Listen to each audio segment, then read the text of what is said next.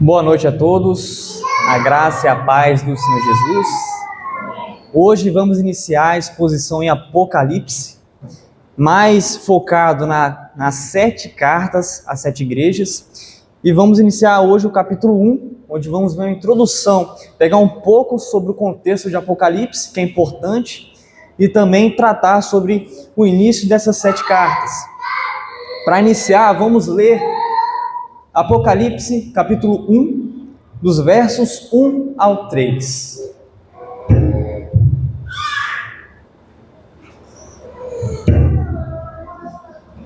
Apocalipse, capítulo 1, dos versos 1 ao 3.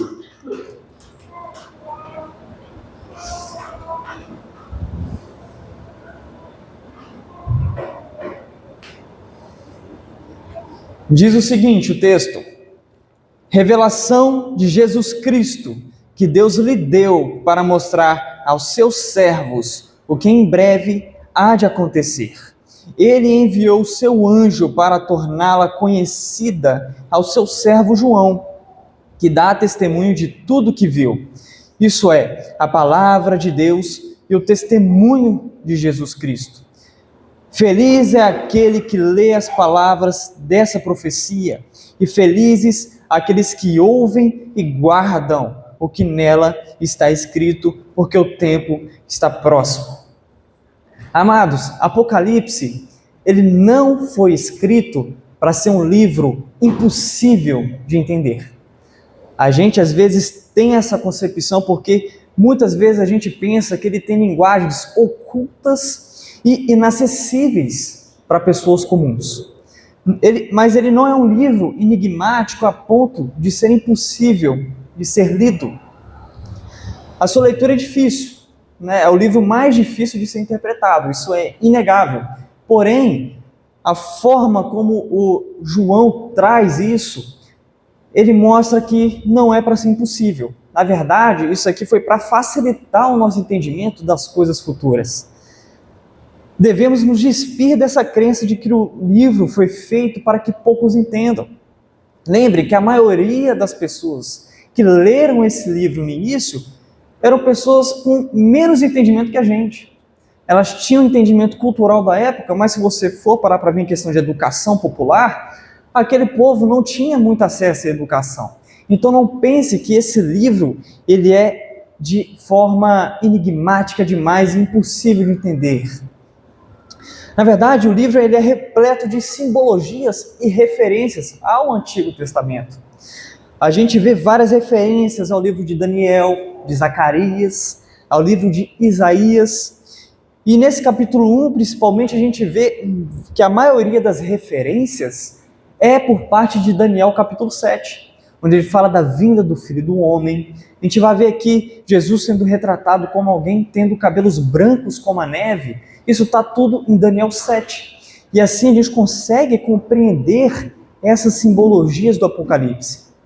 Outra questão importante é o contexto histórico dessas simbologias. Muita coisa pode ser entendida quando a gente tenta olhar com as lentes daqueles que viviam naquele tempo.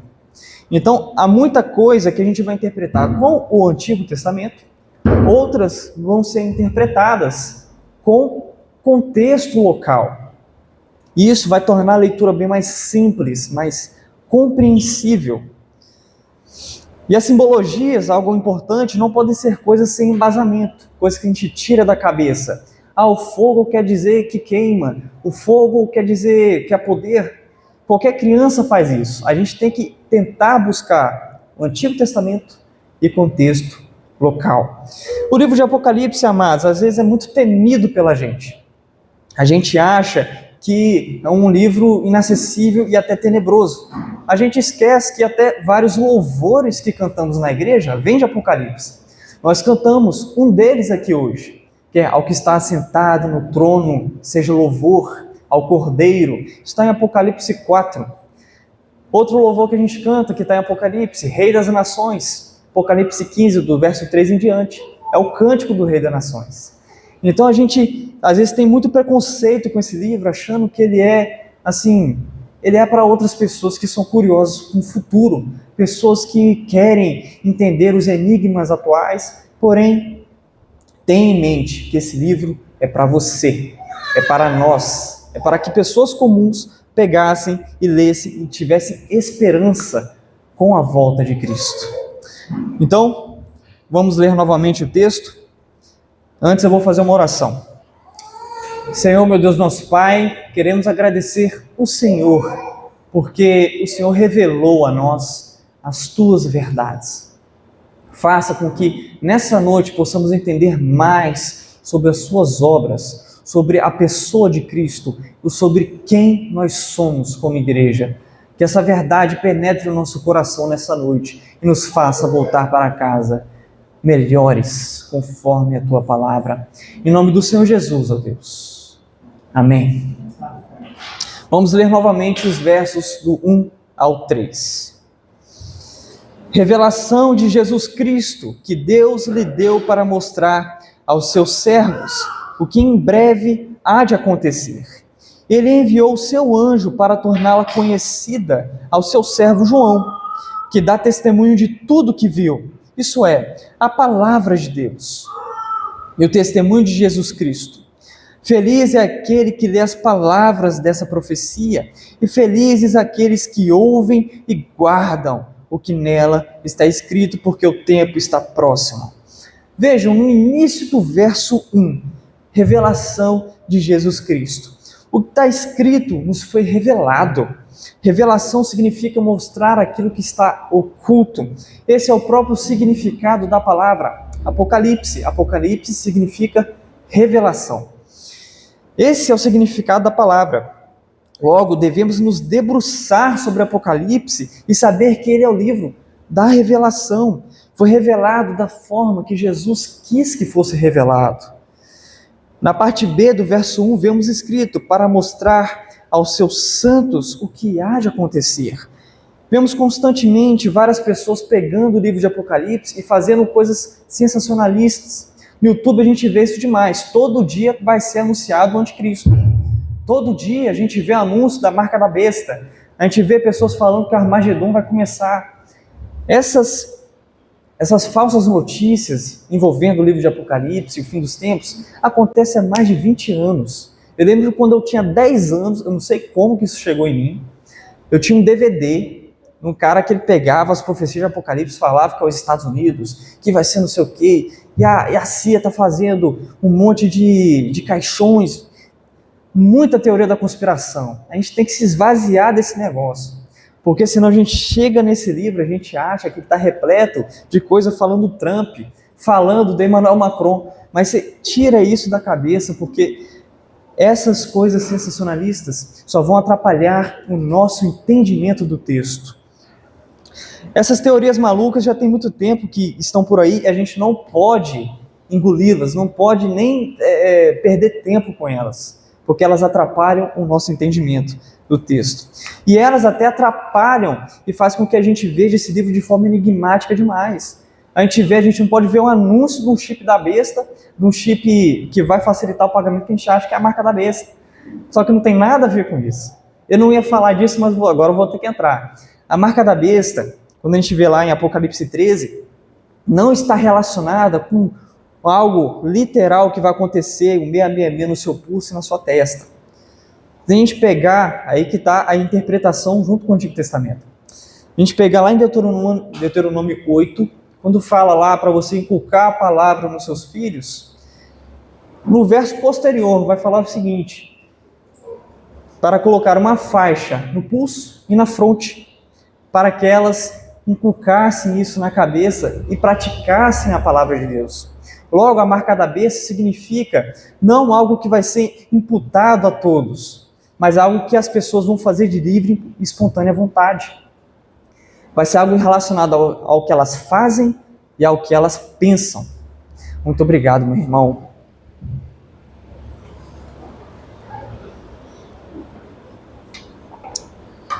Então, vamos voltar aqui.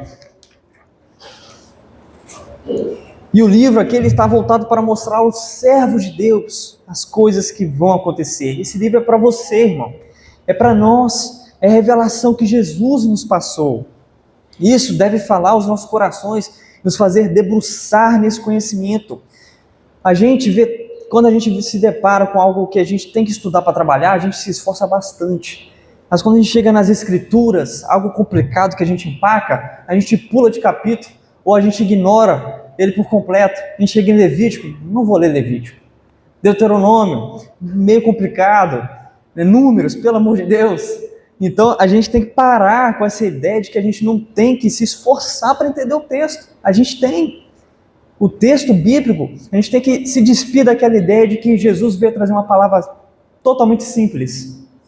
Não era simples, ninguém entendia.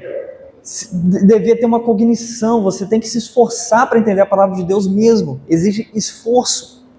No verso 2, a gente vê que João é aquele que escreve o livro de Apocalipse. Isso se dá por volta do ano 90 depois de Cristo.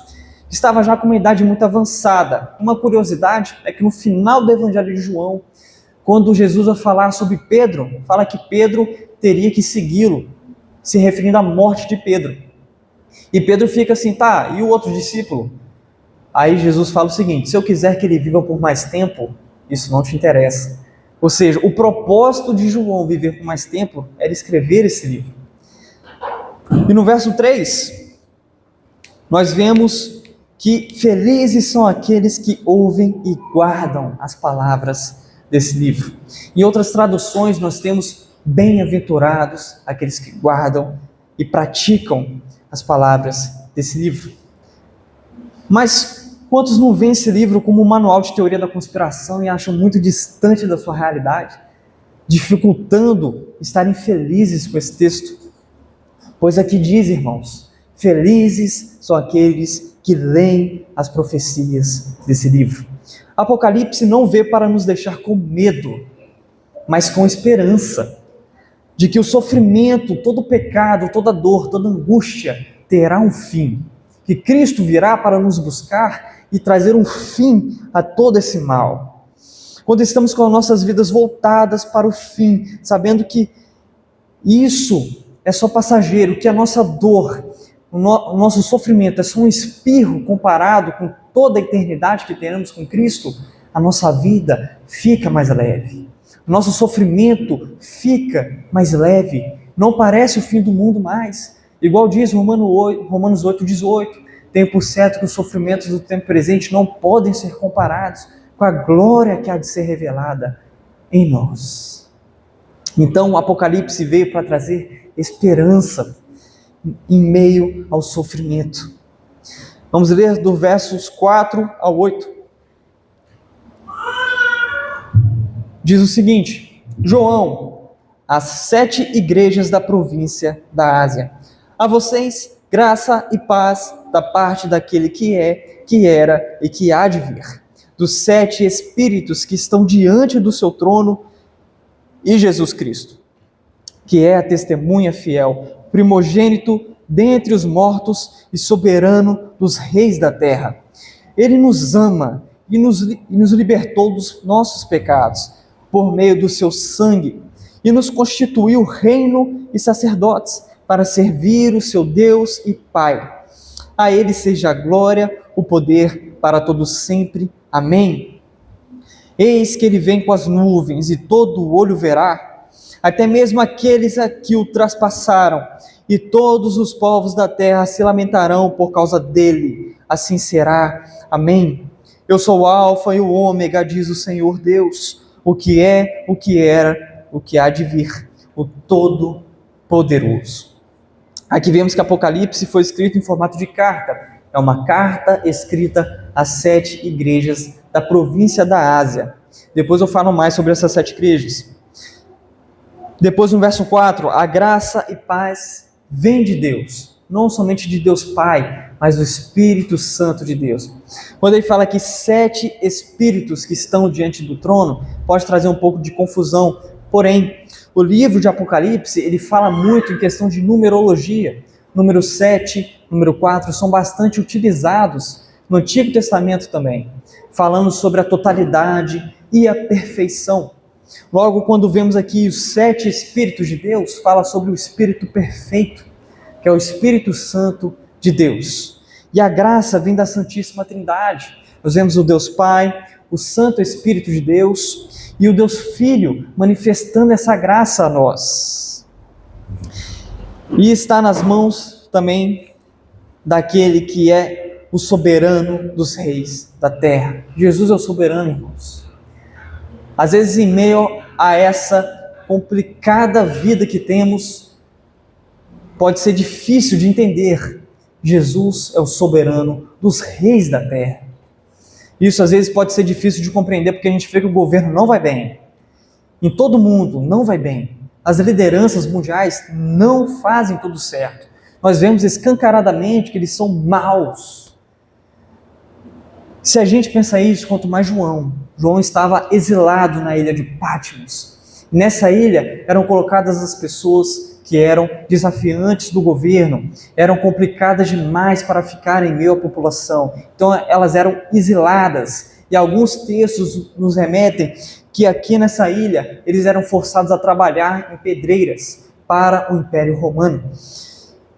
E João aqui mesmo em toda essa aflição, essa dificuldade, ele fala: Jesus é o soberano dos reis da terra. Isso deve falar aos nossos corações, irmãos. Pois depois que ele faz essa declaração sobre Jesus, ele entoa um cântico de louvor. Isso deve falar a nós em quais momentos estamos louvando a Deus. Estamos buscando a Deus, louvando o nome de Deus quando tudo vai bem, ou quando tudo vai mal, a gente simplesmente esquece de Deus. A gente simplesmente esquece das coisas boas que Ele já fez e de quem Ele é. Achamos que Deus não está conosco, que Ele não é soberano, que Ele não está no controle. Mas Deus, saiba que Deus permite coisas ruins acontecerem para um propósito. Deus não permite o mal para o mal, mas Ele permite o mal para um bem maior. Mesmo que esse mal, que esse bem maior não esteja claro à nossa mente. E tenha uma coisa certa, você não vai entender tudo. Não pense que você vai entender todas as situações. Não pense que você tem um domínio, entendimento de toda a realidade. O domínio de tudo pertence ao soberano.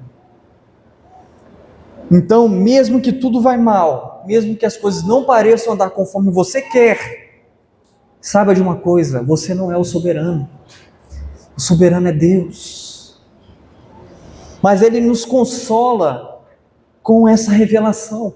Ele fala: eu vou voltar. Em Apocalipse 20, 21, Ele volta, Ele fala: enxugarei todas as suas lágrimas. Aqui vemos, em Apocalipse vemos, que nosso sofrimento tem fim. Que o nosso sofrimento acabará no dia que o cavaleiro montado no cavalo branco venha julgar essa terra. E Ele vai enxugar todas as nossas lágrimas. Vamos para o verso 9 em diante. Eu, João, irmão e companheiro de vocês no sofrimento, no reino e na perseverança em Jesus, estava na ilha de Patmos por causa da palavra de Deus e do testemunho de Jesus. No dia do Senhor, achei-me no Espírito e ouvi por trás de mim uma forte voz, como de trombeta, que dizia: escreva um livro, o que você vê, e envie às 7 igrejas: Éfeso, Esmirna, Pérgamo, Tiatira, Sardes, Filadélfia e Laodiceia. As 7 igrejas, aqui eu vou entrar mais aprofundadamente. As 7 igrejas existiam na região da Ásia Menor. Eram igrejas reais que tinham problemas e nós vamos tratá-los nos próximos sermões. Mas o que eu quero que você entenda é que o uso do número 7 tem um sentido. Por que João não pegou 8, 9, 11, 15 igrejas que certamente tinham nessa época? E por que foram 7? Isso é para nos remeter ao número 7, que é simbólico. O 7, como eu já disse em Apocalipse, no Antigo Testamento, refere-se à perfeição, totalidade. Então, quando vermos aqui a questão das 7 igrejas, está se referindo a todas as igrejas, em todas as épocas, com problemas que acontecem em todas as igrejas. Se as igrejas existiam, essa carta foi escrita para elas mas com a intenção de depois compartilhar e disseminar a mensagem dessas cartas. E fala de problemas que assolam a todos nós. E Apocalipse se iniciar falando sobre igrejas, nos mostra algo muito valioso. Apocalipse, antes de ser uma palavra de aviso para o mundo, é uma palavra para a igreja. É uma palavra para a igreja de Jesus Cristo. Isso deve falar muito ao nosso coração hoje. Pois nós, como igreja, tendemos a se utilizar da palavra de Deus para falar sobre o mundo. Sobre como tudo vai mal, sobre como o governo vai mal, as lideranças vão mal, o emprego vai mal, as pessoas fazem tudo errado. Mas quando focamos demais nisso, demais em ver os defeitos do mundo, esquecemos que essa palavra, antes de falar àqueles que são do mundo, fala àqueles que são de dentro. Antes de falar sobre o mundo, Deus primeiro fere o nosso coração. Antes de falar sobre o planeta, Deus fala sobre sua igreja. Isso mostra que jamais teremos algo a falar ao mundo, se não de fato tivermos algo a falar a nós mesmos. Jamais poderemos dizer que temos uma mensagem para o mundo, sem antes não entender que a mensagem deve nos atingir. Se Apocalipse começasse com o julgamento do mundo, falando do planeta, dos governos e tudo sendo derrubado, sem tocar na igreja, seria um Apocalipse escrito pela própria igreja. Porque é a igreja que faz isso. A igreja que tem uma mensagem para o mundo. É a igreja que sempre tem a falar para o mundo, mas nunca fala a si mesma. É a igreja que nunca é capaz de aplicar a palavra ao seu próprio coração. Os sermões que escutamos só conseguimos pensar como pode ser aplicado nos outros. O sermão que a gente ouve, a gente pensa no nosso familiar. Ai, meu tio. Olha, minha tia. A gente pensa, meu sobrinho. A gente não consegue entender que a palavra, antes de ser direcionada aos outros, é para o nosso coração. É para você. É para que a gente entenda que a espada que sai da boca de Cristo fere o nosso coração. E ela vai ferir. Quando na verdade a palavra de Deus nos chama a fazer, ler e guardar os ensinamentos desse livro, antes de sair falando ao mundo. Se você for ver Apocalipse 3:20, vai falar daquela passagem, eis que estou à porta e bato, quem abrir, eu entrarei e cearei. A gente fala isso para os não crentes, mas nesse texto Jesus está fora da igreja, ele está querendo entrar na igreja. A gente coloca Jesus para fora e depois quer falar que o mundo que não tem Jesus, mas muitas vezes a igreja mesmo tira Jesus da igreja, coloca coisas que não estão na palavra de Deus em seus cultos, querem usar de métodos mundanos para crescer. Isso não é ser igreja do Senhor. E tenha em mente que essa palavra é para nós, é para mim, para você, para que a gente entenda que antes de falar ao mundo, Deus fala ao nosso coração. Porque a mensagem que você leva ao mundo, irmão, se você não aplicar você mesmo, não entender que você é alvo dessa palavra, você vai levar uma palavra que está pervertida. Pois a palavra que você fala ao outro só pode ser verdadeira se ela um dia já feriu você, se ela um dia já entrou no seu coração e discerniu os propósitos da sua mente, das suas entranhas. A igreja se perde nisso, achando que ela faz parte da solução de todas as coisas. Amados, a igreja não veio para salvar o mundo. Quando a igreja começa a pensar que veio para salvar o mundo, que veio para dominar a política, que veio para acabar com o mal, ela está se perdendo na sua própria doença, que é a doença do mundo. Qual que é a doença do mundo? Qual que é a doença do ser humano? Não se enxergar. É olhar para o espelho e ver um rei todo soberano. É achar que ela mesma é o próprio Deus. Mas quando vemos Apocalipse, nós vamos ver aqui que diante de Deus não há como se comparar. Não há como nós estufarmos o peito e falar, eu sou o soberano da minha vida. Você não é o rei da sua vida, irmão. Nós temos um rei, e esse rei se chama Jesus Cristo. Ele é o soberano dos reis da terra. Ele é aquele que veio para julgar o mundo e trazer a espada. E falar, cortar o seu coração ao meio, fazer do seu coração de pedra virar o coração de carne. E essa é a mensagem às 7 igrejas. Ele vai falar para voltarmos ao primeiro amor, vai falar para abandonarmos os falsos profetas, para não sermos mornos, mas decidirmos se queremos Cristo ou não. Cristo vai nos chamar a ser objetivos. Ou você está com Cristo, ou você não está com Cristo. Essa vai ser a mensagem às igrejas. Vamos continuar do verso 12 ao 16. Voltei-me para ver quem falava comigo. Voltando-me, vi 7 candelabros de ouro. Seria muito interessante se os meninos conseguissem desenhar isso. Me virei para ver, e voltando-me, vi 7 candelabros de ouro. E entre os candelabros, alguém semelhante a um filho de homem, com a veste que chegava aos seus pés, e com um cinturão de ouro ao redor do seu peito.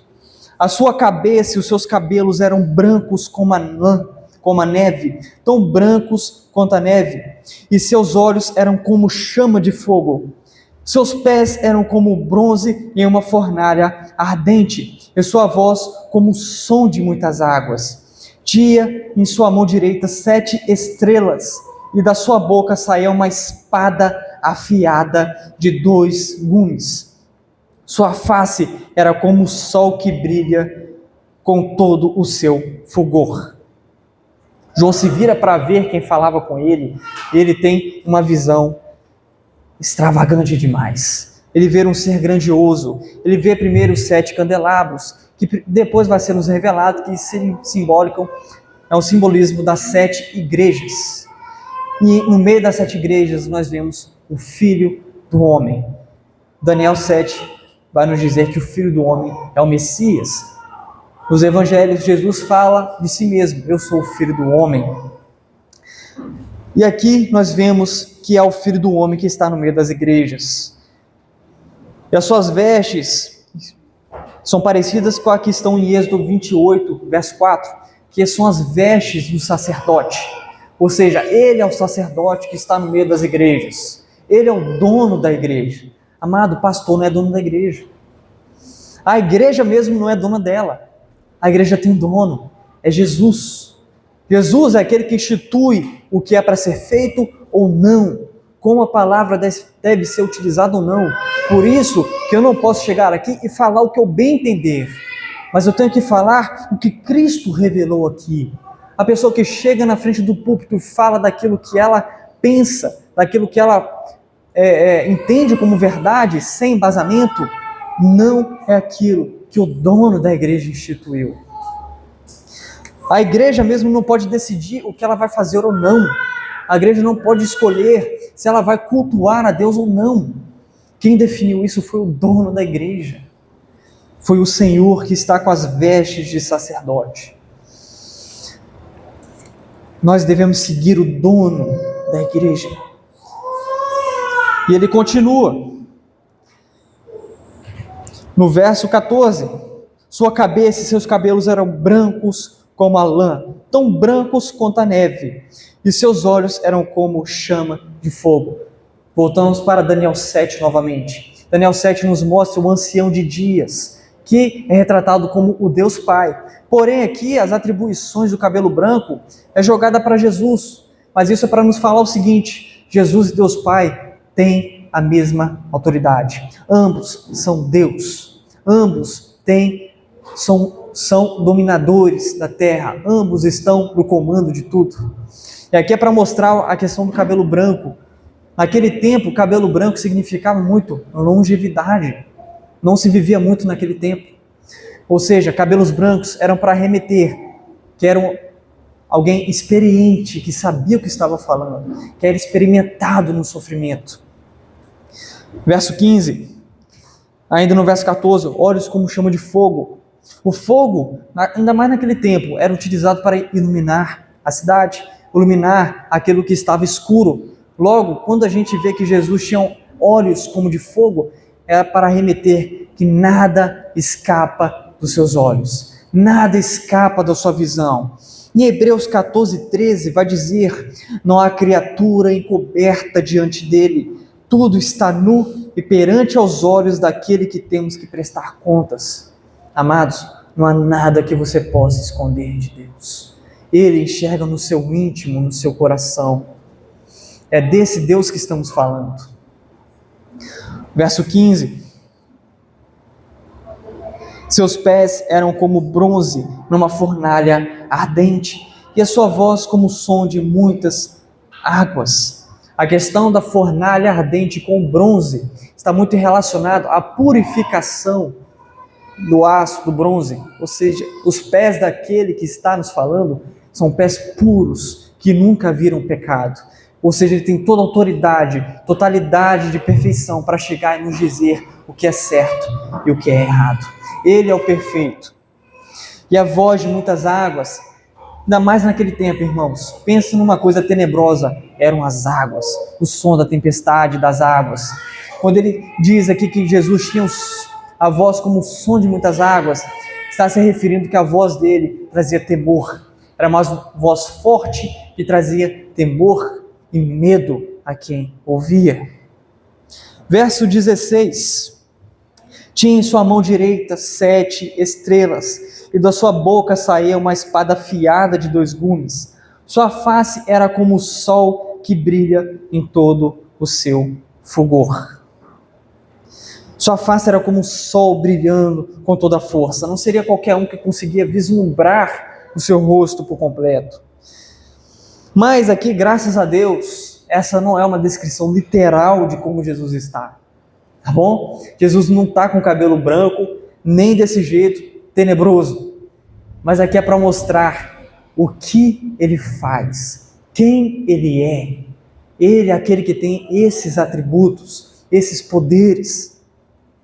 E vendo tudo isso, nós vamos ver agora no verso 17, quando vi cair aos seus pés como morto, então ele colocou a sua mão direita sobre mim e disse: não tenha medo. Eu sou o primeiro e o último. Sou aquele que vive. Estive morto, mas agora estou vivo para todo sempre. E tenho as chaves da morte e do Hades. João cai como morto, irmãos, e como não ficar assim diante de Deus? Como não se prostrar diante desse Deus tão maravilhoso e poderoso? Diante de Deus, amados, nós temos 2 opções. Ou nós adoramos a Ele, ou nós o rejeitamos.